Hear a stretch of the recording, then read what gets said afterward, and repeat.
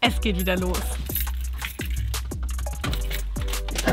Vor 3 Jahren habe ich mir ein Wohnmobil gekauft, es einmal durch den Farbtopf gezogen und bin losgefahren. Nachdem wir 11 Länder zusammen bereist hatten, bin ich erstmal wieder sesshaft geworden. Nun hat mich aber das Fernweh gepackt und es geht wieder los auf eine Reise. Aber erstmal muss ich mein Wohnmobil aus der Werkstatt befreien. Ich freue mich! Also es war tatsächlich die Lichtmaschine, die kaputt war. Hat ein paar Euro gekostet. War nicht mega günstig, aber sie fährt wieder. Das ist die Hauptsache. Keine Warnleuchte. Wow. Mein aktueller Plan ist es, den Sommer hier in Deutschland zu genießen und parallel das Wohnmobil fit zu machen, um dann im Herbst auf eine Reise zu gehen. Daher erstmal eine Bestandsaufnahme. Es ist einfach super dreckig vor allem. Es wurde ein halbes Jahr nicht benutzt. Ich gehöre auch leider nicht zu den Personen, die sich so denken, ich benutze es jetzt ein halbes Jahr nicht, dann lass mal alles sauber machen, damit die Zukunfts-Jana sich freut. Nee, ich habe mir gedacht, ich lasse einfach alles so. Erstmal alle Fenster auf. Ich hatte lange im Wohnmobil gewohnt und mich wenig gekümmert und dafür bekomme ich jetzt die Quittung. Die Oberflächen sind alle sehr schmierig. Was ist damit passiert? Hier funktioniert nichts. Ja, da habe ich noch einiges vor die nächsten Wochen. Am tristesten sieht irgendwie das Bad aus. Das sieht irgendwie gar nicht gut aus. Und das Witzige ist, dass ich heute schon mit dem Wohnmobil wegfahren werde. Ich werde nämlich einen kleinen Testtrip machen und habe auch noch eine Freundin dazu eingeladen, hier mit mir zu übernachten. Das heißt, ich muss das jetzt erstmal klar Schiff machen, damit ich es zumindest heute Abend mal benutzen kann.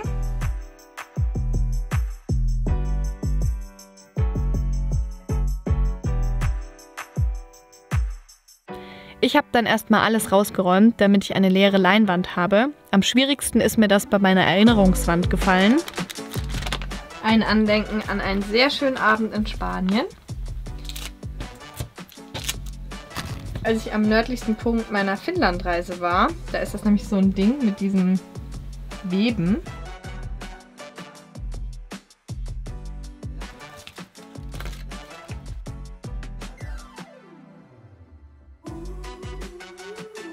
Hier vorne, das ist auch ein sehr schwieriges Thema. Okay, der Kaktus nicht, der ist einfach nur tot. Hier sind halt so viele Erinnerungsstücke. Ich glaube, ich muss alles erstmal rausräumen.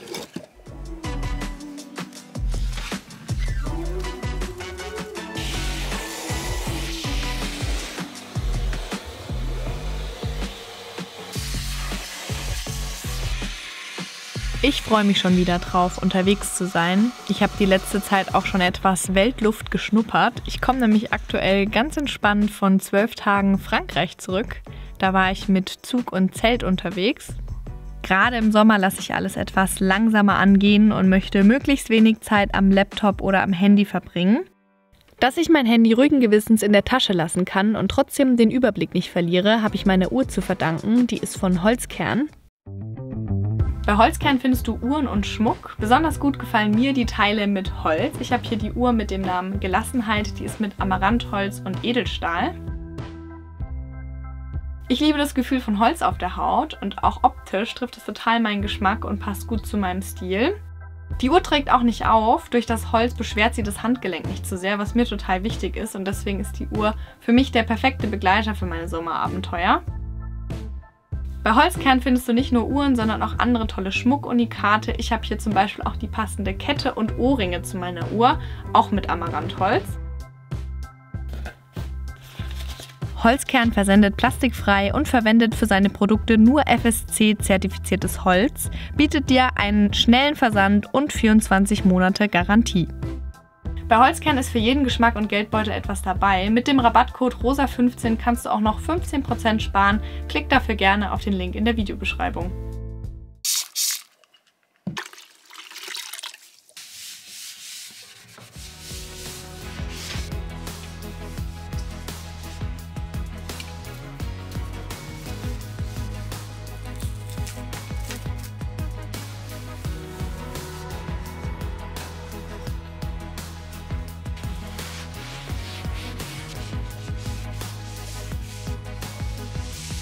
Das Wohnmobil ist jetzt zumindest oberflächlich mal grob sauber. Die Sache ist nur, es ist jetzt schon 10 vor 5. Um 5 musste ich eigentlich losfahren. Aber hier liegt doch dieser Haufen. Und ich will wirklich mal versuchen, möglichst viel hier zu lassen, halt, um zu sehen, ob ich diese Sachen wirklich brauche. Die Antwort ist wahrscheinlich jetzt schon, wahrscheinlich nicht.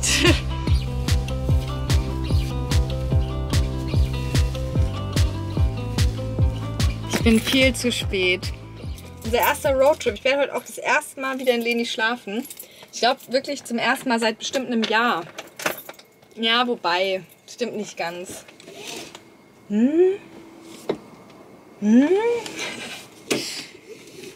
Könnte echt sein.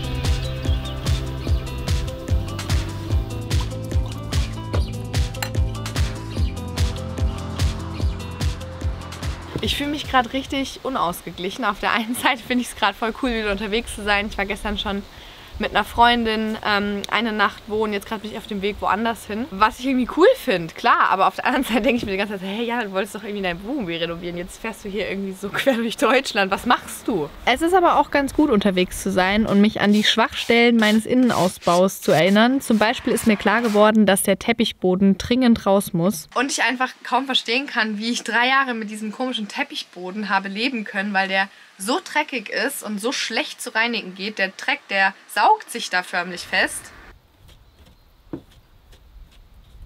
Ich fahre übrigens gerade ohne Park4Night. Es ist wirklich so toll. Man kann einfach überall halten, wo es einem gefällt irgendwie. Wenn man sich von diesem Gedanken löst, diese komische App zu verwenden, es ist so einfach. Das als kleiner Anreiz, wenn ihr auch mit dem Mobil unterwegs seid. Benutzt nicht Park4Night. Schaut einfach mal, macht doch die Augen auf. Man muss doch nicht googeln, wo es schön ist. Das ist voll paradox. Man sieht doch, wo es schön ist. Die Reisegruppe ist vollzählig. Wo muss ich denn hin? Aha, okay.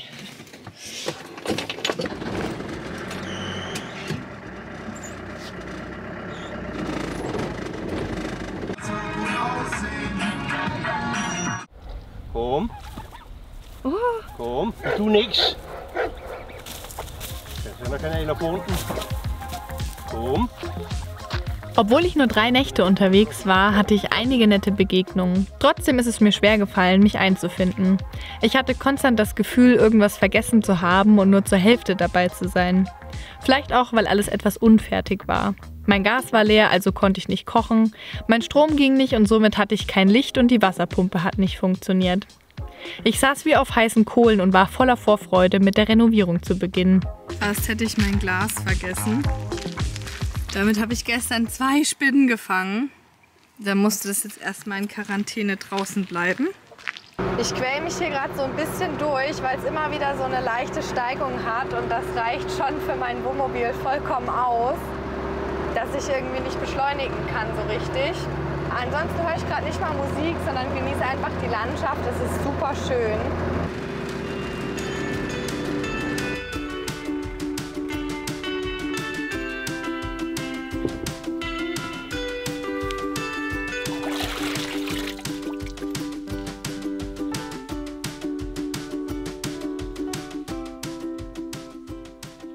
Ich bin wieder im Haus, denn wir hatten einen kleinen Gießengpass und es war allerhöchste Zeit, dass die Pflanzen wieder Wasser bekommen. Aber das heißt, die Testfahrt ist ohne Komplikationen vonstatten gegangen und kann mich an meine Renovierung machen. Ich war gestern in einem Café, da habe ich mir schon meinen Renovierungsmasterplan notiert. Jetzt muss ich das Ganze nur noch entziffern.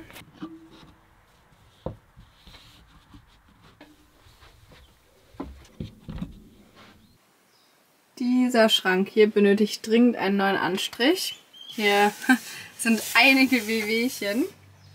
Ich habe gerade sehr lange überlegt, ob ich das und das auch weiß mache.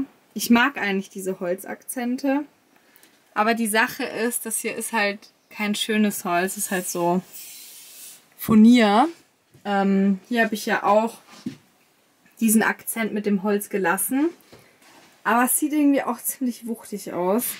Ich werde jetzt zumindest die Ecke mal weiß streichen und gucken, ob mir das schon reicht. Aber ich könnte mir vorstellen, dass ich dann das auch noch weiß mache.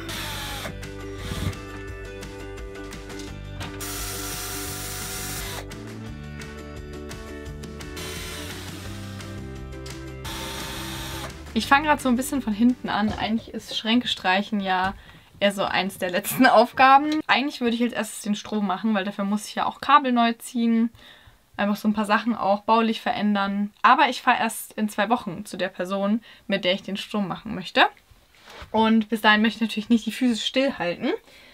Deswegen fange ich schon mal an und dieser Schrank bleibt sonst so, wie er ist. Von daher streiche ich den jetzt einfach und wenn ich dann irgendwo noch ein Loch durchbohren muss für ein Kabel, dann ist es halt so.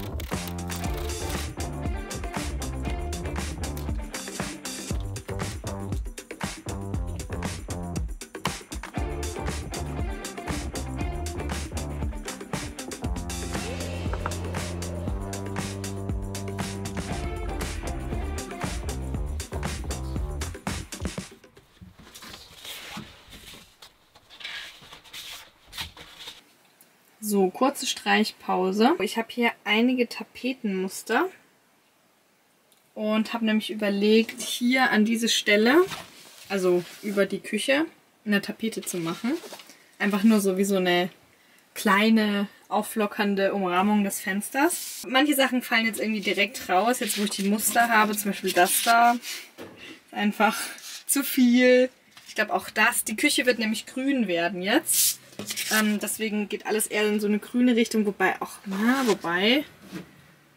ich glaube, es geht eher in eine dezentere Richtung. Ich finde das eigentlich ganz cool, wobei ich interessanterweise das Grün, weiß ich nicht, wenn die Küche grün ist und das ist grün, weiß ich nicht. Ich habe tatsächlich jetzt überlegt, eher das zu nehmen, weil ich fand, das passt vielleicht ganz gut zu dem Holz, wobei ich das auch ganz hübsch finde. Ich glaube, ich schwanke zwischen denen hier. Wer dazu eine Meinung hat, immer her damit.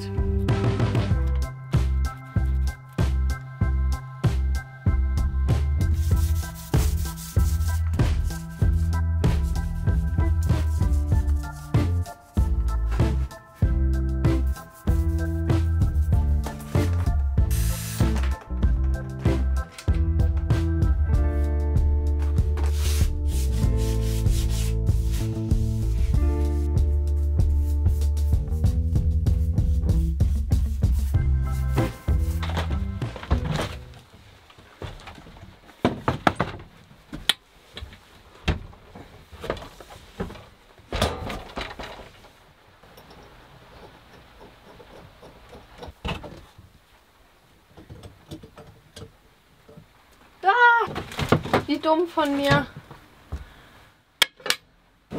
Da war natürlich Druck drauf. Jetzt kommt da Wasser. Überraschung, Jana. Ja.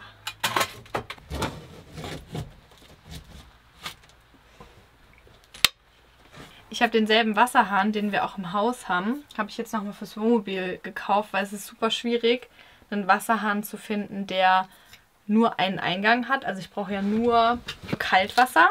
Und der gerade eingebaut ist, der hat Kalt- und Warmwasser. Das heißt, der eine Schlauch geht quasi ins Leere und manchmal ist der undicht und dann kommt da Wasser raus. Deswegen ein neuer Wasserhahn. Der andere ist auch nicht sonderlich schön. Von daher ist es überhaupt nicht schlimm, das zu upgraden. Ich bin nur total unsicher mit der Arbeitsplatte. Die Arbeitsplatte funktioniert. Es ist jetzt nicht so, dass sie kaputt ist. Aber sie ist halt überhaupt nicht schön. Jetzt überlege ich gerade, oder ob ich nochmal die Arbeitsplatte irgendwie streiche. Aber es ist auch schwierig, eine Arbeitsplatte zu streichen.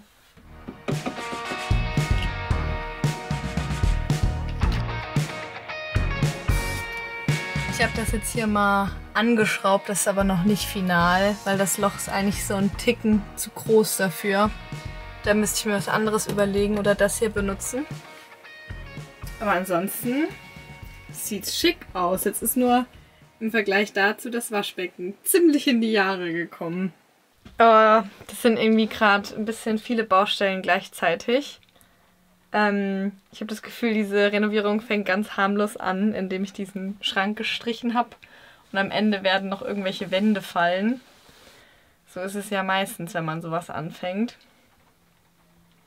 Aber ich freue mich. Ich habe so eine gesunde Vorfreude gerade. Ich hatte mir in den letzten Tagen viele Bilder auf Pinterest angeschaut und dann recht schnell gemerkt, dass mein Wohnmobil mehr als nur einen neuen Kaktus benötigt. Ich tue mich ja echt schwer mit abrupten großen Veränderungen und muss mich da immer erst langsam rantasten. Diese langsame Annäherung habe ich gebraucht und heute hat es bei mir dann Klick gemacht und ich kann mich von meinem Wohnmobil und wie es bisher aussah lösen und mich für Neues öffnen.